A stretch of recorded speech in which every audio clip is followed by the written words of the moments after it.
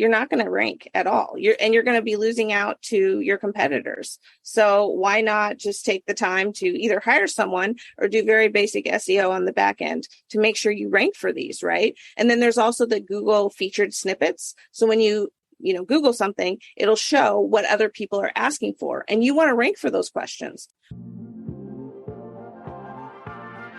Hello and welcome to the Simple and Smart SEO Show, where we provide tips and advice to improve your website's search engine ranking. I'm Brittany Herzberg, SEO copywriter for holistic health and wellness pros who want to show up as the answer to a Googled question. And I'm Krista Waddell, an e-commerce seller and content creator. I help business owners communicate the value of their products and services through content so you can make more sales and grow your business. We're business besties who love learning and sharing what we've learned. So what are we waiting for? Let's jump in. All right. Good morning, everybody. Bea and I are here with our fantastic guest today, Stephanie Long. And Stephanie Long has been working in SEO for a while. I won't try to tell you too much about her because she's going to tell us about herself real quick. And then we're going to hop into some black hat versus white hat SEO discussion topics. So I'm super excited. Hey, Bea. Hi. Hey, Steph. Thanks for being Hi. here today. Do you want to just give us a little bit of your background? Yeah, thank you for having me. I've been doing SEO for about 10 years now. It was my first job out of college. I had no idea what I was doing. They hired me. And from there, I just hit the ground running, and I did it every job since then. I was laid off during COVID, and I've always had clients on the side doing SEO. So one of my best friends was like, why don't you just start your own business? Because I never had a website. People were just like, hey, can you help my friend with SEO? Sure. It was like all ad hoc. So when I got laid off, I built my website. If you go to it and you're a web designer, please don't judge me. I did the best I can. So I built the website, and now I've been marketing, quote, myself for SEO. And now I run SMM SEO agency, and I only focus on SEO. That is it. I love it. Sorry, I interrupted you. I was just going to say, you've been doing a really good job marketing yourself because you actually found us. And I was like, this chick seems really cool. Yeah. So marketing also is my background. Right after I did SEO, I started doing everything in marketing, right? I started becoming marketing director. But what I really loved is SEO. So that's what I'm focusing. Yeah. So you were talking about, hey, don't judge my website designers or whatever. But so what do you think is more important, like the beauty and the aesthetic of a website or the SEO? Oh, of course, definitely the SEO. I've spoke about this before, the UX, so the user experience, the design of the site. Whenever I've worked at other companies, I like to come in right away because how your site structure is set up is very important to SEO, because your navigation tab is also actually highly searched for SEO. So it's very important to get in at the beginning. So I designed my site knowing this and that way. And it doesn't, sometimes the really pretty ones where you land on it and it's all this video. Well, I don't like those because that loads, and that's also, you're taking up all that real estate and not putting the really important stuff on the homepage. So bless you for saying that, because it drives me absolutely insane to see. I also am not a huge fan of the carousel images because I feel like personally as a copywriter, I want to know I'm in the right spot, and then I want to get to the meat of it, at least with the headlines. So yeah, I do have carousel images with headlines, but I make sure each one of those has a call to action. So ones that just filter through in our video, and I know they want to just make it look really great, and that's awesome. But I like to say, are your clients, potential customers, clicking on that? Like, look at your analytics. They will tell you what they want. You should never tell people what you think they want, because you won't. That's good. So it's always to look at the analytics of it. Like an example is I have a podcast client, and she's a graphic designer. Great job. But she loved her image that had nothing clickable on it. And I was like, let's look at the analytics. Seriously. And she didn't want to take it down because she is a graphic designer, but we looked and nobody was scrolling past that, right? Because I like to put heat maps on websites. So Hotjar, one of my favorite. Nobody was going past that. So I told her, let's just try and change it out with a clickable link to your podcast, because they are a podcast. They had no link to it. So we tried that, and it showed that that's what people wanted. So that's perfect, because that actually came up with one of my Power Hour clients recently. We were looking at a sales page, and she had a video at the very top. And I can't remember if there was even a headline with the video or not, but I was like, is this working? Because, I don't know that this is right for your people. So we looked at the analytics and she ended up taking it off. Yeah. And the week after we did the sales page power hour, she had 3 sales. She's like, I'm never putting another video up there again. Yeah, exactly. Wow, that is so cool. So real quick before we move past this, can you tell us what a heat map is, like how they work and where you can, install it for yourself? Yeah, so I do. Like I said, I love Hotjar. They do offer a 30-day free trial. They are a little expensive afterwards, but if this is something that you really want to focus on, where people are looking, so it's where people look on your website. So on your homepage, you can see where they click or where they stay. So like heat, wherever it's red, that's where people are staying the longest. And so that's where you want to focus more of your call to action. Maybe, or let's say it's a specific blog title, then you maybe want to iterate off that blog title because people really like what's being said. So Hotjar, I would recommend if this is something analytically you really want to look at, and I think it's important. So I recommend it. And that's also what I recommended to my podcast clients, because they could see where people were clicking after we switched out their homepage image. Okay, so I have been told about a free version of this called Microsoft Clarity. Do you have any opinion on Microsoft Clarity? I don't know that one. I have tried other ones. I can't think off the top of my head what they are that offer free. I just did not find it as good as Hotjar. I mean, that saying, you get what you pay for, and I realize you got to pick your tools like wisely. But that one is just, I think, really, really great, because I'm able to take that and transfer it to the analytics, right? So Hotjar says this is where people are, it's hot, right? It's red, it's hot there. So then I'm able to take that and iterate off. Maybe it's a blog post, like I mentioned. So we make other blog posts that do well, right? So it correlates very well with the analytics. That's why I like it. So, I mean, for anyone listening, you can always start with the free tools and see. Yeah, I like to tell my clients, see if you're going to use it, see how often you actually go in and play with it. And if you find that it's useful, then you can look into the paid versions. Exactly. And like the podcast clients, they don't have a lot of budget, but for the 30 days, they were able to see, you can get a good amount of info for 30 days and see, then you can cancel it. Right.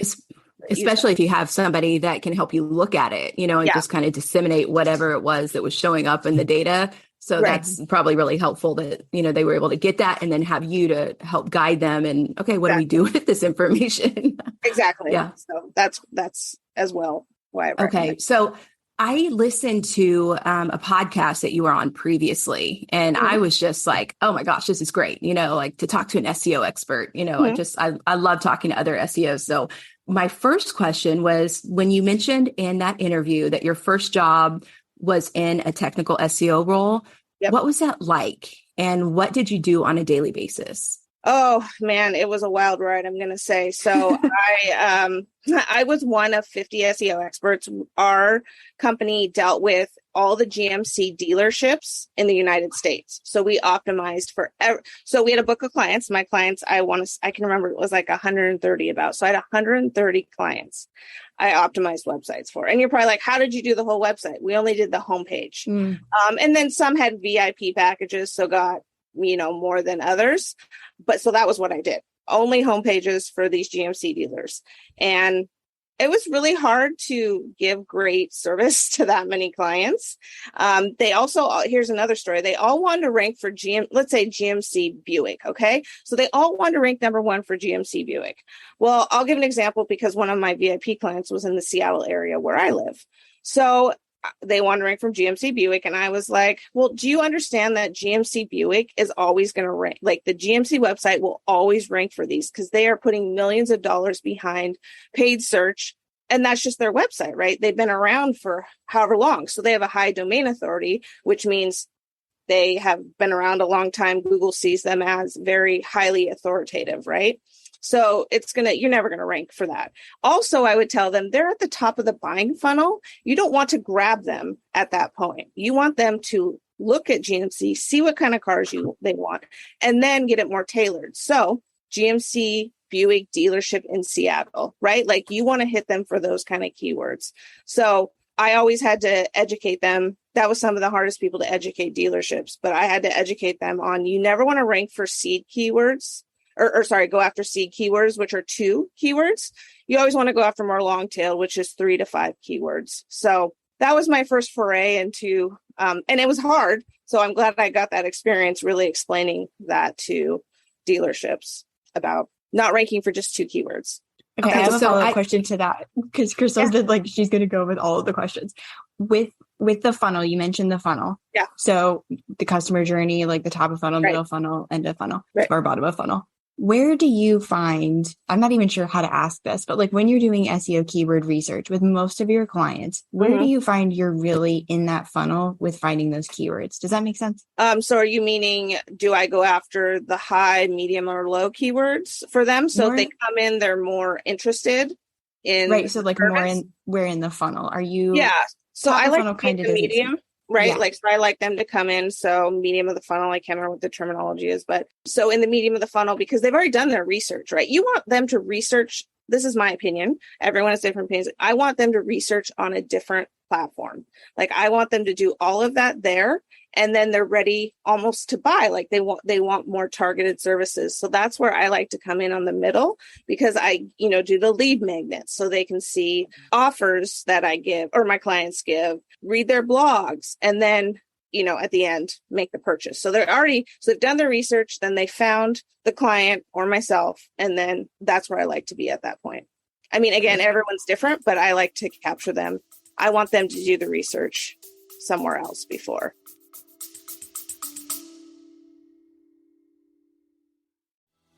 Are you tired of working a job you hate? I'm Mark Savant, host of the After Hours Entrepreneur Podcast, and I know that feeling. I used to wake up every morning dreading the day, and after years of effort, I was able to leave my job and do something that I love. You can too. The After Hours Entrepreneur Podcast is your guide to building profitable six-figure years. I'm sharing the lessons that I wish I knew and bringing on experts like Pat Flynn, Jasmine Starr, and more. Click the link. You don't need to dread Mondays anymore. Take action and build a life you love. Yeah, that makes total sense. I was just curious, like where the bulk of your time, like with most of your clients, rather, like how. That's definitely the lead, like in the middle of the lead time. They've done their research. Like one example of a client is they love when people do the research on competitor sites and then don't like the offerings and then Google keywords related to what they're looking for and find my client, right? So then they're in the middle of the funnel. And then once they get to talk to the CEO, then they are sold on the tool. So that's an example of what has been working for them. That's great. Yeah. Okay. So let me throw my 2 cents in here and then I'll ask my follow-up question. Okay. Yeah. So when we're talking about funnels, there's always like the top of funnel, middle funnel, bottom of the funnel. So there's tofu, mofu, bofu, which I find that hilarious. I can't say it without laughing. Yeah. But, Pinterest actually made this even more clear to me because there are 3 parts of the funnel align with, top of the funnel is awareness. So, I think what we're talking about here is like not wasting our time with awareness, letting other people answer those awareness questions. And then the next phase is consideration. And so that's when people are aware, not only of their problem, but that there's a product out there that will meet their need to solve that problem. And, that's really smart, Stephanie, to like focus your energy there because it's like, let everybody else educate you about this, and then come buy from us. Exactly. So I love that. I've just learned that over the years of doing SEO, but yes. Yeah. Sorry. And so then no problem. And then the bottom of it, that bottom of funnel is the actual conversion piece, and so just to kind of give everybody, there's so many terms that float around. So finding where they intersect and how they integrate has been so helpful for me. Cause I'm like, oh, that's what they're talking about. You know what I mean? So yeah, for sure. Little ahas that I just wanted to share. But the other thing you had mentioned was domain authority and the fact that like big GMC has higher domain authority than like local dealerships. Right. So, if you're starting out with a website or say you're even, gosh, I hate to compete with like that type of giant dealership, like the head of the company or whatever. But what are some ways that you can increase your domain authority the fastest when you're just kind of starting out? Well, I'll use myself as an example because I was zero out of, so it's on 0 to 100, right? So I was a 0. I'm now to 13. I don't do any paid search. It's all organic. Obviously, that's what I do for a job, and that's what I myself do. It has just been about, I started with 3 pages. That's it. And then I started blogging. So I blog once a week. So it's been about blogging. I do Haro, which is help a reporter out. So they link back to me, right? So that's backlinking. So we can get into that later, but I now do podcasts and write for other companies. So I get backlinks from them, which helps with domain authority. And then I've just slowly been adding, right, to my website, and I add blogs to Medium. So there's another outlet. So you're just constantly putting out fresh, new content.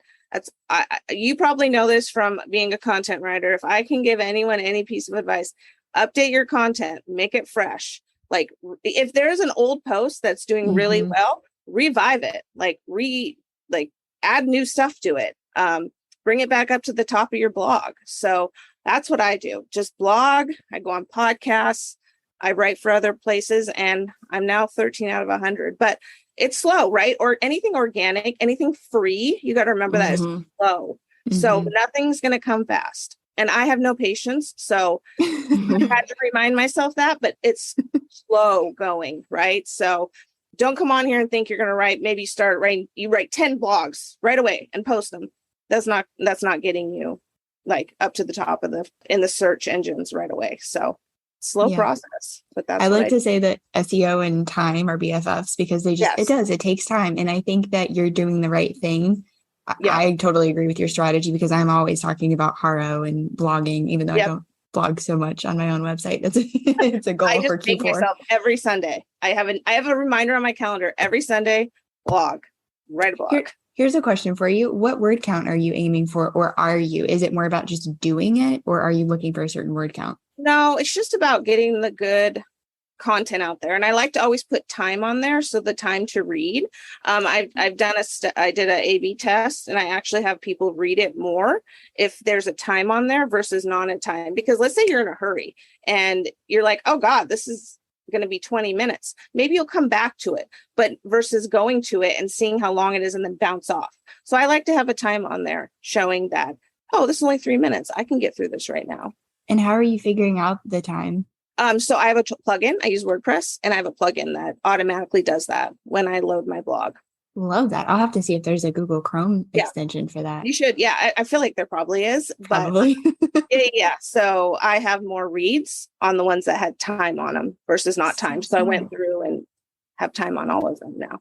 You know what this reminds me of? This is like a total off into the distance thing. So just stay with me for a second. Sure. My son just got this assignment in class last week. There's a substitute in his class, and like 3 kids handed it in before the class was over, and he had to bring it home for homework. He was working on it for 2.5 hours on Saturday, So I was just thinking, I was like, wouldn't it be funny if you put on there, just like a guesstimate of how long that blog was? I was like, oh yeah, it's like 3 minutes, but it's actually going to take you like 3 days. And I know we would never do that, but it's funny how like estimates work and how sometimes we think, oh, would it be this long? So it's nice that there's an actual plugin to deal with that.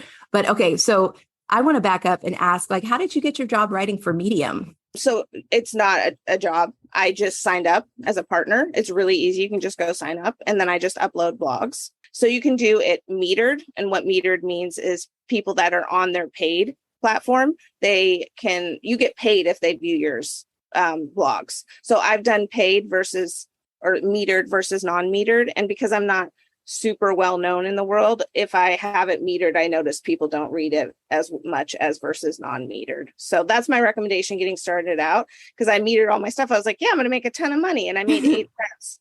So yeah. I literally made 8 cents. 8 cents went into my bank account. I was like, oh my Congrats. God. Yeah, thanks. So I don't meter any of my stuff anymore, but yeah, super easy. Just sign up on a business account. Like you can do their partner program, which I signed up for, but obviously I'm not metering my stuff anymore, but you can make money off of it. Very cool. Yeah.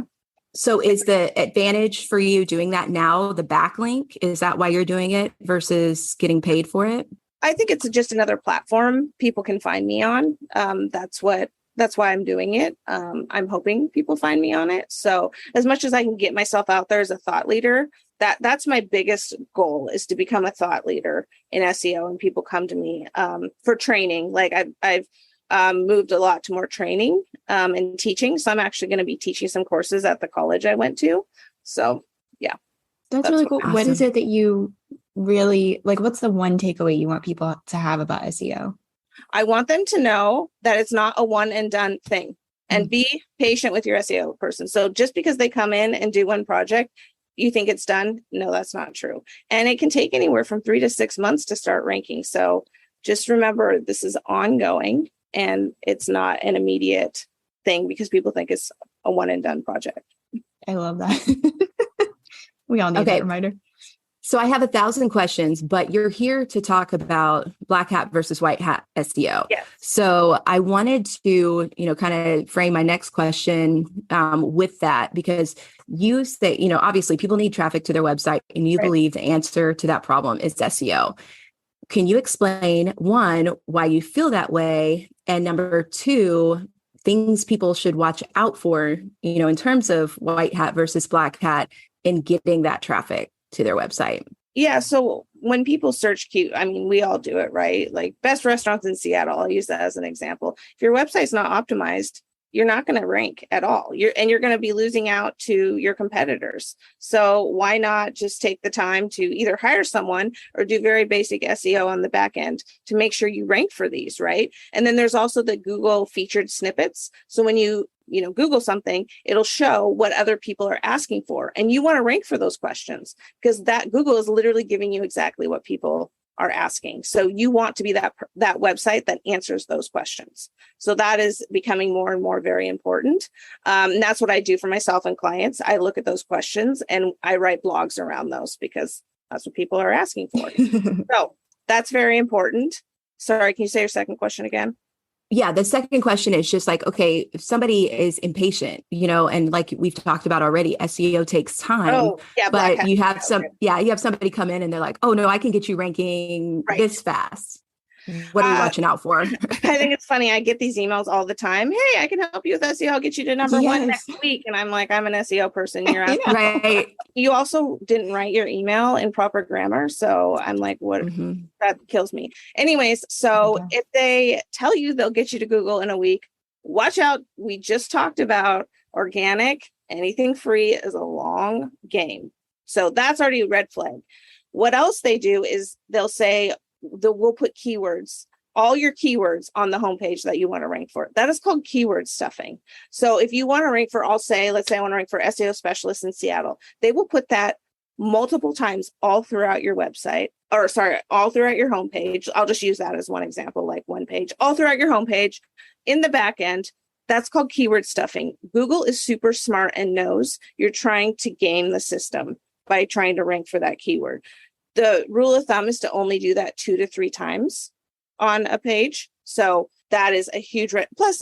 Let's say you Google SEO specialist in Seattle and you get to that page and all it is very ungrammatically written SEO specialist in Seattle multiple times all throughout that page, right? So and then you're going to click on it, you're going to bounce off, and Google knows that it's not what the customer was looking for. So that's super terrible.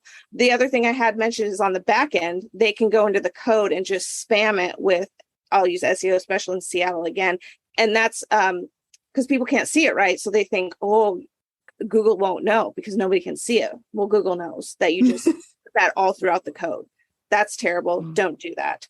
And then also like clickbaity stuff. So don't talk about that you're an SEO specialist and then you take them to a nutrition website, right? Like don't do things that do not align at all with what you're trying to sell them. So there are like some really big examples. The keyword stuffing, I think, is the biggest thing. And when I did start out with SEO, that was still something we did, I hate to say. But then Google caught on and, cracked down on that and penalizing you. So then it'll penalize you and they'll, demote you, for better word, in the search engine.